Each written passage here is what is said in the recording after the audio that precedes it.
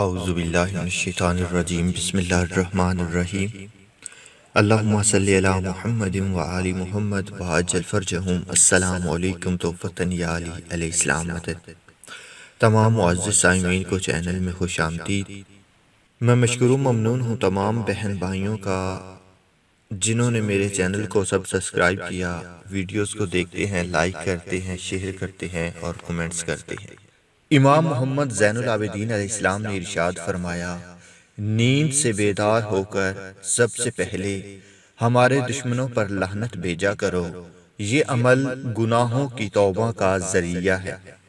امام مولا حسن عسکری علیہ السلام نے ارشاد فرمایا، اگر تم چاہتے ہو کہ 100 سال تک ہر روز کے روزے رکھنے کا ثواب تمہارے نامہ اعمال میں لکھا جائے تو تمہیں چاہیے کہ لوگوں کو امام وقت کی معرفت سے آشنا کرو۔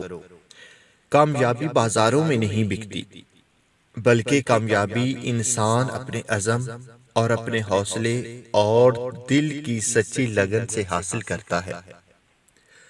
جب اپنوں میں غدار، مکار اور منافق پیدا ہو جائیں تو میدان میں کھڑا شیر بھی کتوں سے ہار جاتا ہے۔ اچھے تو سبھی ہوتے ہیں، بس پہچان برے وقت میں ہوتی ہے۔ کسی سے بدلہ لینے کی ضرورت نہیں، تقدیر پر چھوڑ دیں۔ جنہوں نے آپ کے لیے کنواں کھودا ہے وہ خود انشاءاللہ اس میں گریں گے، کیونکہ دنیا مکافات عمل ہے۔ وہ اللہ پاک تمہیں آزمائش میں ڈال کر سزا نہیں دیتا، بلکہ وہ تمہیں ہر چیز کی حقیقت دکھا کر مقصد زندگی سکھاتا ہے۔ لوگ غلط ثابت ہونے پر معافی نہیں مانگتے، البتہ رشتہ ختم کرنا زیادہ بہتر سمجھتے ہیں۔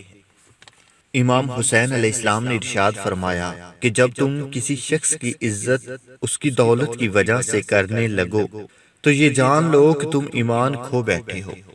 کبھی کبھی انسان کو اپنا بوجھ بانٹ لینا چاہیے، مگر صحیح بندے کے ساتھ اور صحیح وقت پر۔